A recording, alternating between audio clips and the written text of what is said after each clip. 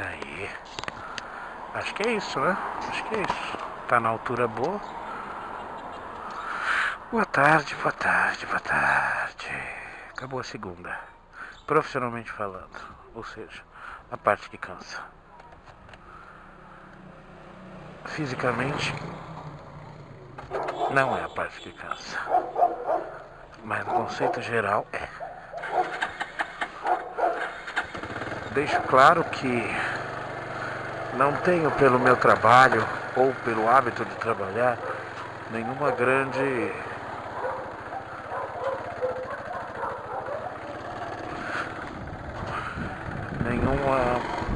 grande reclamação.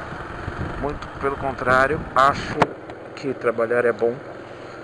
Acho que a gente precisa de uma atividade. Acho que é gratificante você levar para casa o conceito de retribuição ao seu esforço a uma entidade, uma empresa, né? E realmente não sou dessas pessoas que acham que trabalhar é insuportável, não. E complementando, muito longe de mim achar que trabalhar na empresa que eu trabalho possa ser perto de alguma coisa insuportável.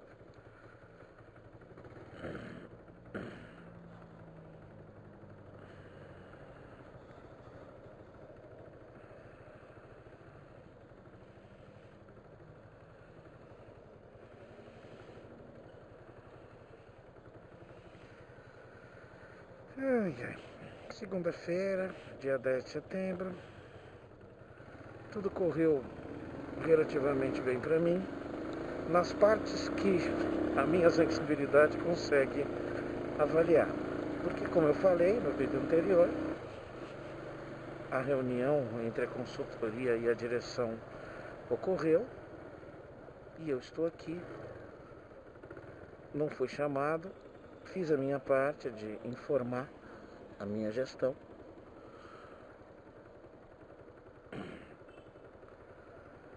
E pronto, me mantive disponível. Pra te falar a verdade, ainda estou disponível.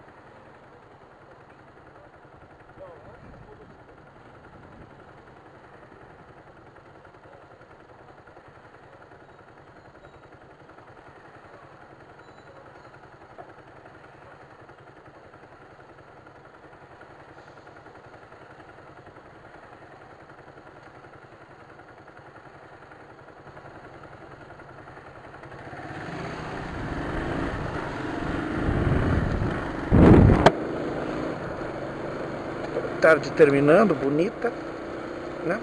Ensolarada e gelada, como a época do ano exige ou permite. Enfim.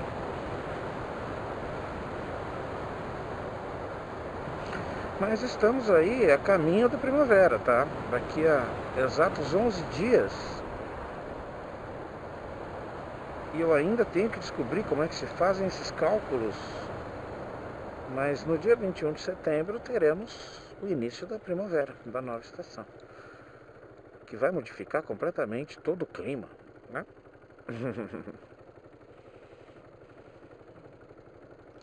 Tem assuntos aqui para tratar, sim.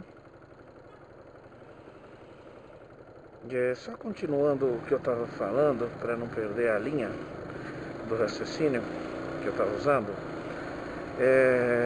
Eu não acho trabalhar uma perda de tempo ou ruim. Eu não acho a empresa que eu trabalho uma perda de tempo ou ruim, ou um mau trabalho. Muito pelo contrário, mas muito mesmo pelo contrário. minha chefia, meu setor, meus funcionários e os setores que eu me correlaciono, ou seja, todos, né?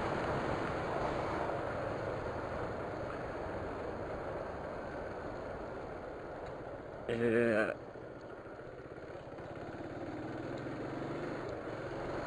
e não acho recursos humanos muito antes disso, né? Um setor, o setor de recursos humanos, o qual eu me dedico há mais de 20 anos, também é um lugar que me dá muito prazer em trabalhar, no sentido de que eu entendo ter características úteis para a execução desse trabalho. Hoje eu tive um revival da Atento. Explico. Quando eu trabalhei na Atento, eu não trabalhava literalmente em administração de pessoal ou em recursos humanos. Eu era um coordenador de administração de pessoal lá dentro, tá? Meu cargo na carteira era esse, tá?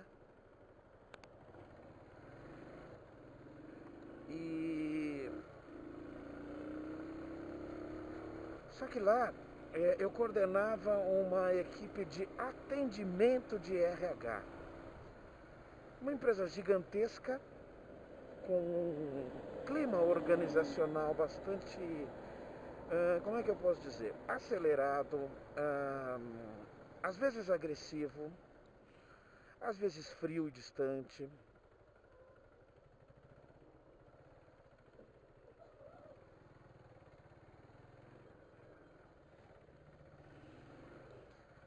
E às vezes apenas distante só, né?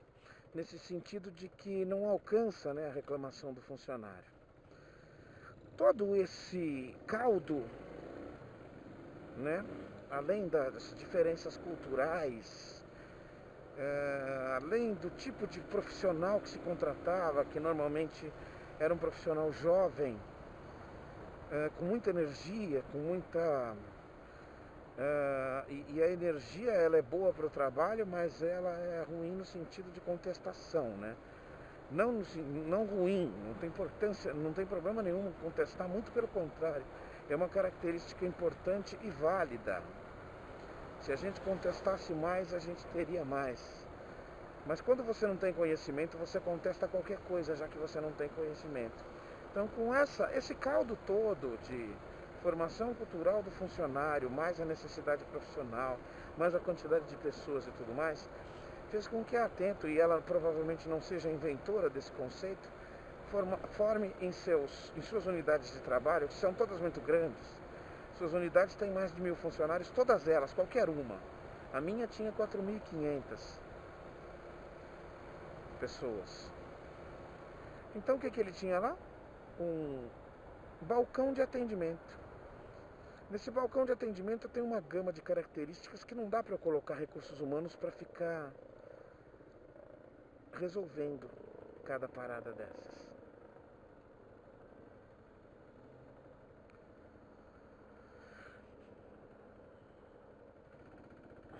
Então, ali você tem problemas de dúvidas ou problemas efetivamente de funcionários. Dúvidas com pagamento, ou o crédito não caiu, ou um problema cadastral, ou o plano de saúde não atendeu isso ou aquilo, ou retirar os benefícios, o cartão de vale-refeição e o cartão de vale-transporte, esse tipo de coisa. Enfim, tudo isso, todo esse caldo fazia com que a gente tivesse necessidade lá de ter um balcão de atendimento.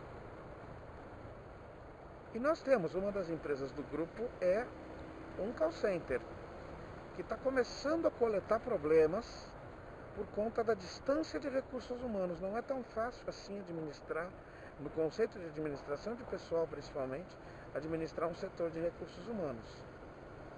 Tá? E aí hoje eu recebi, na verdade a minha funcionária penou um coitado de um ex-funcionário, um sujeito que ficou um mês na empresa, porque era muito ruim. E aí a gente cai novamente numa participação mínima da gente no conceito de avaliação para contratação.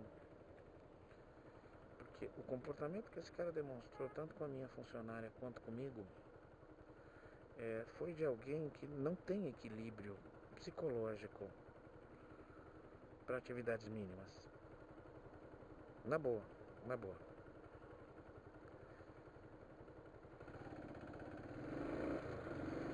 Então a minha funcionária penou com ele, penou, com uma dúvida besta, um conceito de cadastro externo e tudo mais.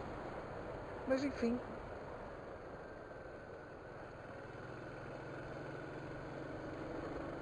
E acabou que passou para mim, porque ela não aguentou. Não. Esgotaram os argumentos, ela estava bastante já nervosa, já triste com a situação, né? E eu recomecei o assunto e percebi que realmente a pessoa era muito ruim, muito ruim. E por que eu falo que eu tive aquele meu revival atento, né? Porque era isso. Eu me lembro que tem uma coisa importante, que eu tinha as minhas funcionárias que faziam rodízio no balcão para atender.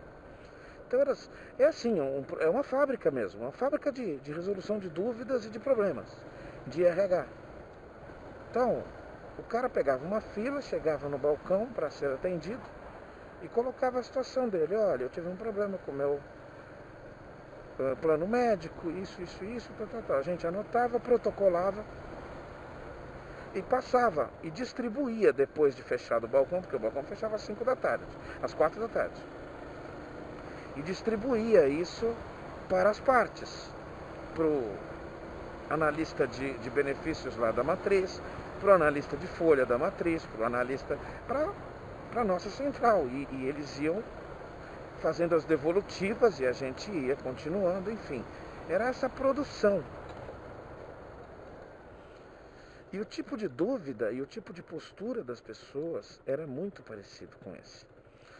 Porque eu não vou ficar aqui exemplificando muito mais do que um básico normal. O rapaz, ele não estava a fim de resolver, ele estava a fim de não resolver. Então ele se colocou numa posição de vítima, mas uma posição boba de vítima. A gente explicando para ele que a gente não consegue resolver o problema dele se ele não for até uma agência da Caixa regularizar o PIS dele, que está com alguma inconsistência e não deixa a gente fazer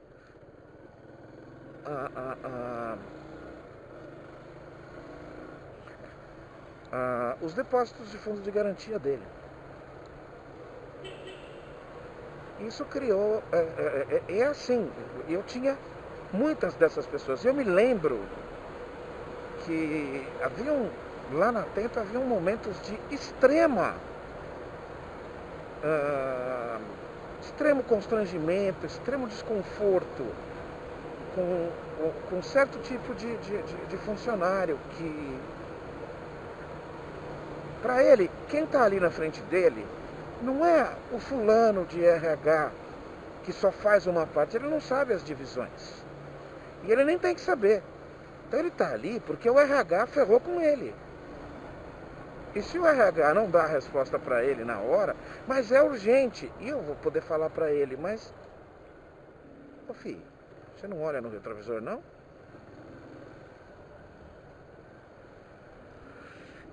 Eu vou falar para ele, ok, eu vou pedir urgência, mas eu solicito a resposta à matriz, eu solicito a análise à matriz, ela não depende de mim. E hoje era uma coisa parecida, a Caixa tem que fazer, e o que a Caixa tem que fazer, o start tem que ser dele, e não meu. E ele não entendia, não queria entender e simplesmente até pessoalizou algumas questões, porque eu percebi que a patologia, porque é uma patologia que o cara tem. E a gente lida com esse tipo de pessoa o tempo todo. Não agora, mas lá dentro isso era muito comum. Me lembro de situações extremamente peculiares em que, e aí eu falo que a minha essa minha visão de que eu levo jeito para conceitos de RH, para questão de RH, é porque eu acho que eu levo jeito para conceito de entendimento, de comunicação. Eu acho que entre as minhas características, a minha forma de comunicação para a execução da minha atividade profissional é muito útil.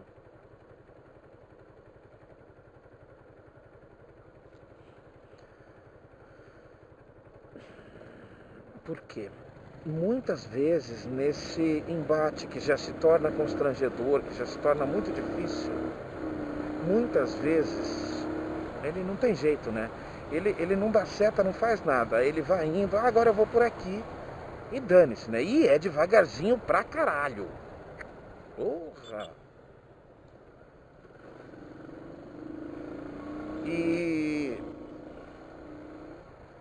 Porque muitas vezes o que acontecia era que eu falava, não, vamos conversar. Estava tendo ali uma briga no balcão, onde a minha funcionária, eram todas mulheres, eu não tinha nenhum funcionário homem na outra. E coincidentemente nessa só tem um homem. Que RH é uma área mais feminina mesmo, tá? Não que seja base, mas eu acho que é mais fácil ter a profissional de RH. Mas enfim, voltando. Em que eu chegava, eu via que estava ruim o clima, não ia acontecer nada. Ou às vezes até a funcionária pedia, Marcos, me ajuda aqui. E aí eu tirava a pessoa da fila, levava para um outro lado e começava tudo de novo, pode falar. Só que às vezes a abordagem ajuda, às vezes a questão da pessoa já está cansada de explicar pelo outro lado, ajuda ou atrapalha. Mas eu nunca, eu falo isso de 1 ano e meio, nisso, tendo esses conflitos praticamente todos os dias. Mas eu nunca terminei sem um conceito de conflito ao menos acalmado.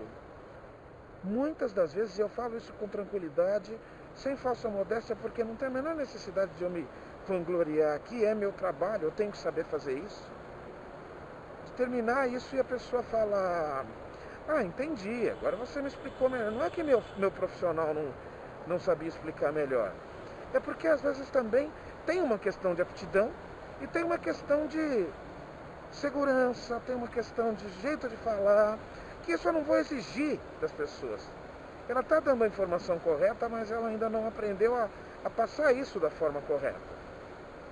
Isso não é uma falha, isso é uma coisa que a experiência, às vezes até a experiência de vida, é quem passa.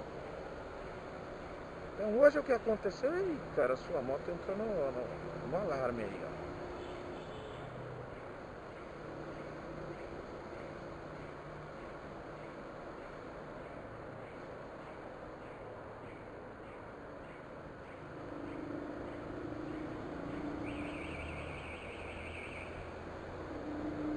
Pronto, ele acertou o botãozinho do alarme. Então, na enorme maioria das vezes eu acabo ouvindo que, ok, não, agora eu entendi, beleza, não, tudo, você entendeu? Não é um elogio que eu queria ouvir, eu queria que o meu funcionário tivesse esse jogo de cintura, mas às vezes não tem, e não é por culpa dele, é porque a pessoa está provocando mesmo. E às vezes você vira e fala assim, não, eu sou gestor da área.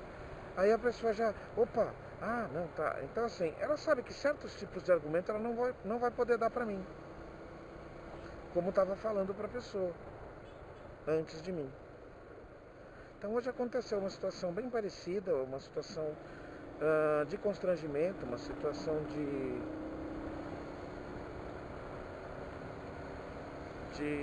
uma relativa agressão verbal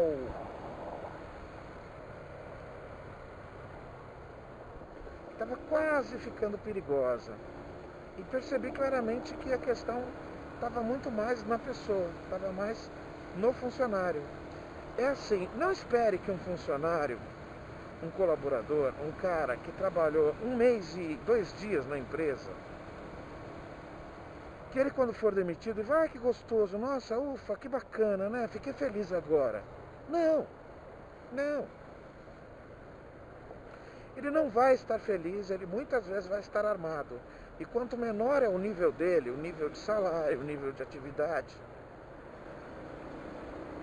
maior é a possibilidade dele exercer em você o que ele queria o que ele gostaria de exercer para a empresa, toda a frustração que ele está sentindo por conta daquela situação.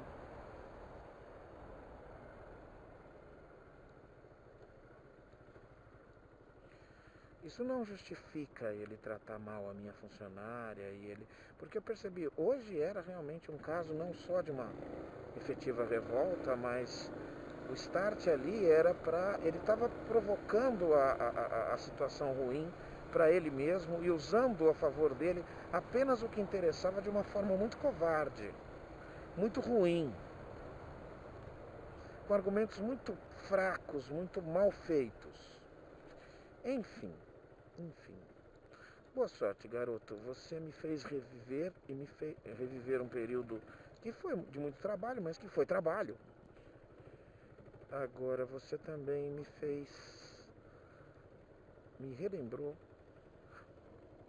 uma das minhas capacidades, uma das minhas habilidades para entender que eu estou numa área a qual eu levo jeito para algumas coisas, entre elas o meu poder de argumentação. Se isso vai me servir para alguma coisa na empresa agora ou depois, eu não sei. Eu sei que eu posso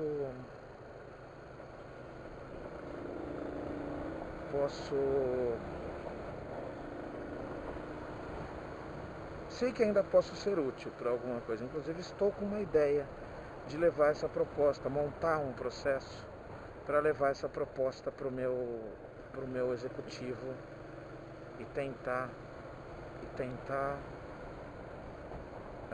quem sabe de repente proteger melhor a empresa e ampliar esse leque de atividades.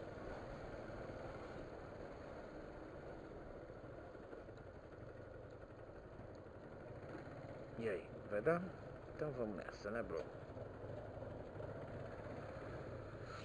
Pronto. Vamos lá, bro. Leonardo a bordo. Boa sorte ao Léo.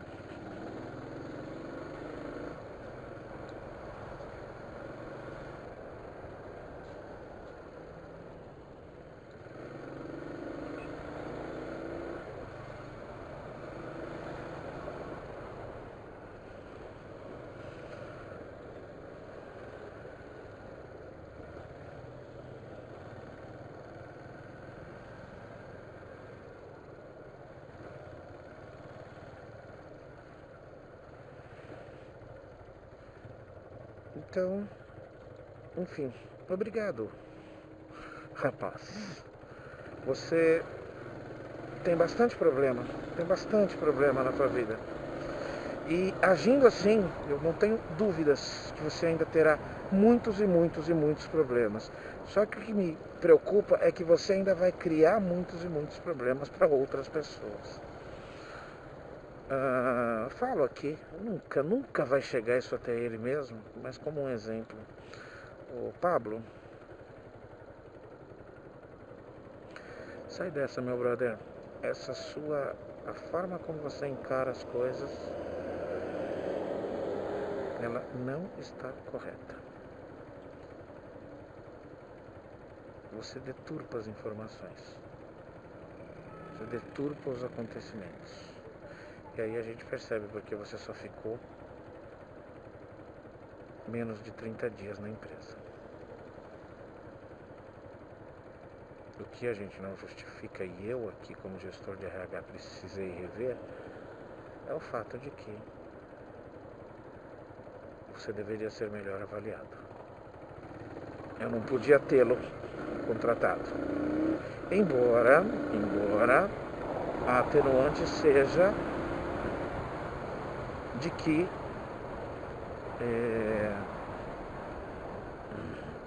essa dissimulação e essa arquitetura ruim no psicológico que você executa, ela pode ter sido executada em seu favor. E deu para perceber o quanto você, quando quer, é agradável. Porque ao final da conversa, ele estava me agradecendo e falando que eu... E sendo muito agradável. falando que eu tinha explicado direito, muito obrigado e tal. Enfim, né? Voltou a ser uma pessoa agradável. Então, quando ele quer, ele é agradável. Isso é, às vezes, suficiente, até pela simplicidade da vaga. Não vamos culpar tanto assim a área de RH e o executor dessa seleção. Acabou que eu falei sobre isso e foi praticamente o caminho todo. Eu vou aqui falar rapidamente sobre uma questão que é muito importante que eu coloque. Eu não vou usar os temas daqui não. Esses vídeos vão demorar um pouquinho porque eu estou sem computador. Meu carregador do notebook ele quebrou. Eu já comprei outro que chega amanhã, teoricamente. Então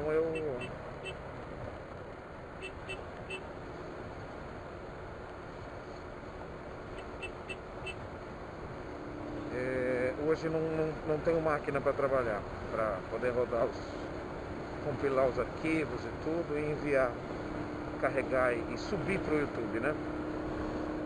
Como os youtubers costumam dizer, subir o vídeo, né?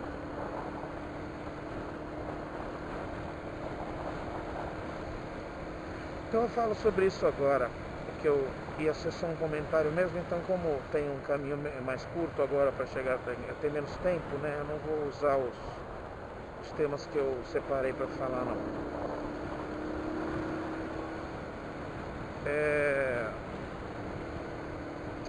O atentado ao candidato Jair Bolsonaro, ele precisa ser considerado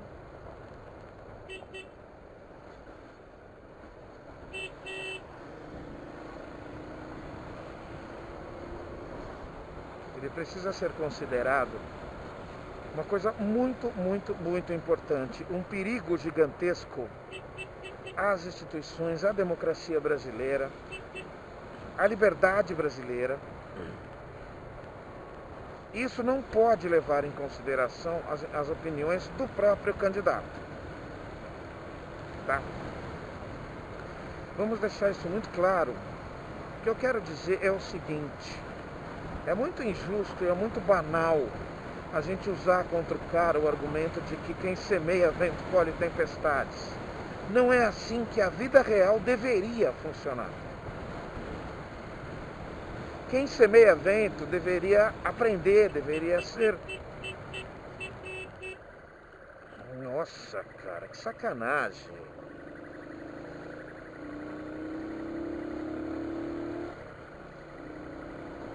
Ah, é comigo? Não, ele não tem nada para fazer. Ele não tem nada para fazer.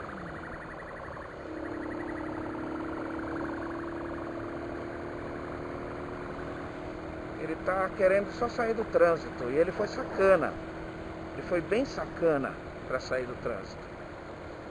Ele acionou a sirene dele quando ele viu que estava tudo parado. Eu vi ele fazendo isso. Ele ligou logo depois. Senão ele já estaria no meio. Não, ele quis sair aquela hora. Voltando aqui.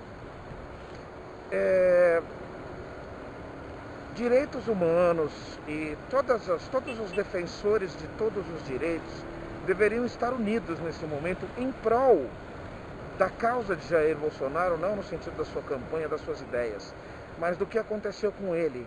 E não ser omissos como eu estou vendo, como todo mundo, muita gente está vendo, muita gente relativamente séria está vendo. Quer dizer, agora, ele pode, ele eu não ligo. Então cuidado, cara, cuidado. Sabe o que está acontecendo com pessoas que estão agindo assim? Estão usando 2 pesos e 2 medidas. E não pode ter, a coisa certa tem que ser certa. Gente, um candidato à presidência da República, independente da sua posição ali no ranking ou não,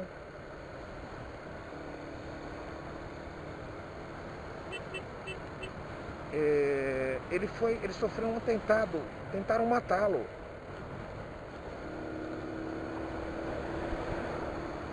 Então, É, isso é comovente, é perigoso e é difícil para se analisar, mas, cara, a gente tem que ter capacidade mínima de separação das situações. Uma coisa é eu não concordar com ele, outra coisa é o fato de alguma coisa de mal acontece a ele e eu não ligo, e alguma coisa de mal acontece ao candidato que eu tenho preferência e eu faço escândalos.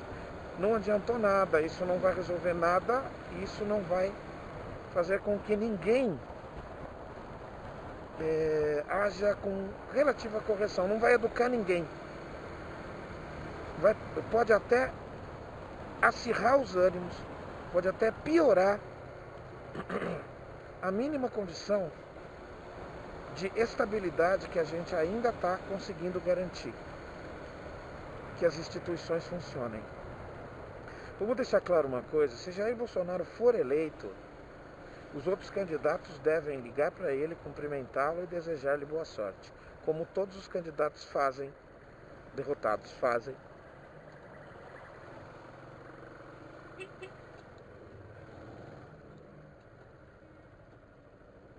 No processo democrático, talvez mundial, mas se não for mundial, pode ser apenas ocidental, vai.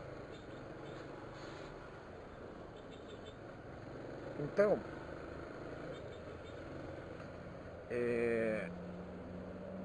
se você, do lado oposto ideologicamente ao Bolsonaro, não está se manifestando, pedindo justiça, pedindo investigação, pedindo ou condenando o ato, você está colaborando tranquilamente com o fato da injustiça que você grita existir. É importante que as pessoas entendam isso. Ah, não tem nada a ver comigo. Não, cara, tem sim. Tem sim. Complete a frase, complete a situação. É sempre nosso papel ensinar e incentivar alguma coisa, que alguma coisa melhore. Tá?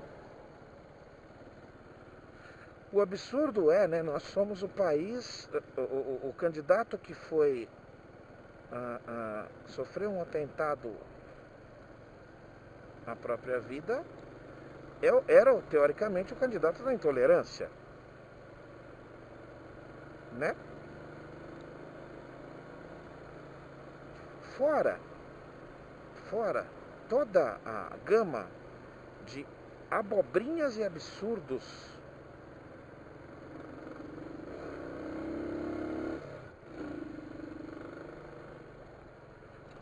que já estão rolando. Eu não recebi, ainda não, mas eu sei que eu vou receber. Mas eu não recebi nenhuma corrente idiota de WhatsApp, mas eu entro todo dia no boatos.org.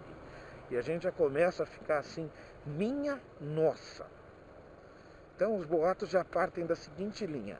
A primeira, ele forjou o próprio atentado, porque ele sabe que ele tem um índice de rejeição muito grande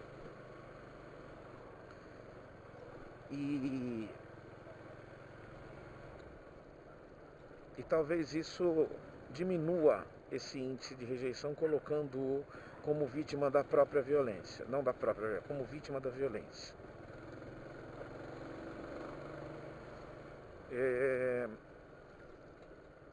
Segundo absurdo, aí é aquele que eu já imaginava mesmo, né? Que o cara, o autor do atentado, um demente clássico, aquele que fala que foi Deus quem mandou ele matar, ele fazer,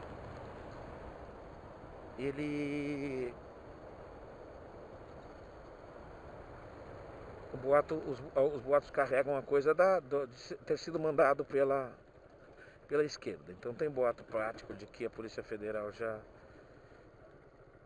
investigou nos computadores dele, né, nas redes sociais dele, e que ele recebeu dinheiro do PT, e outro mais específico dizendo, outro boato mais específico dizendo que nos celulares dele foram encontradas mensagens da Gleisi Hoffmann, presidente do PT. Esses eu já imaginava que viriam mesmo, né?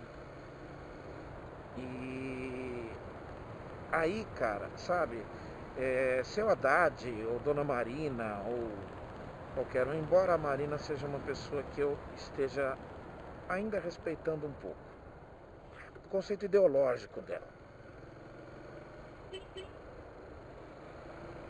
Você vai ficar parado no meio da rua, sem um sinal, sem nada. Essa praça aqui, esse parque, é um lugar onde as pessoas vêm aprender a dirigir. Mas tem gente que a noção é quase zero, né? Voltemos. Então, essas pessoas têm que se manifestar.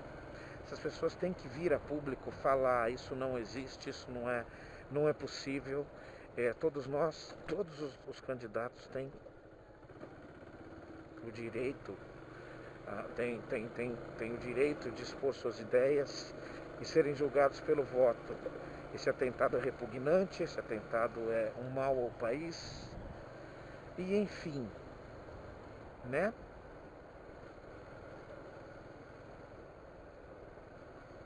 Enfim.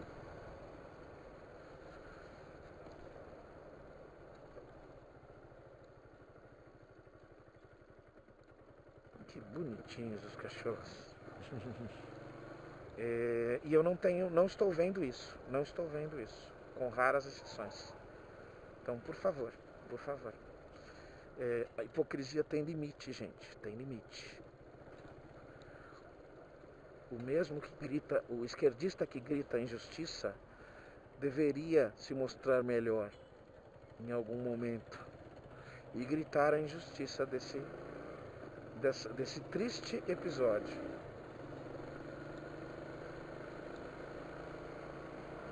E eu não estou vendo isso acontecer. Que pena.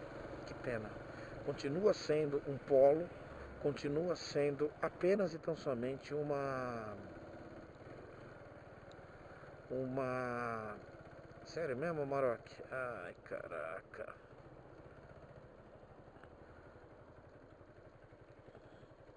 Ele não olha pra mim, não.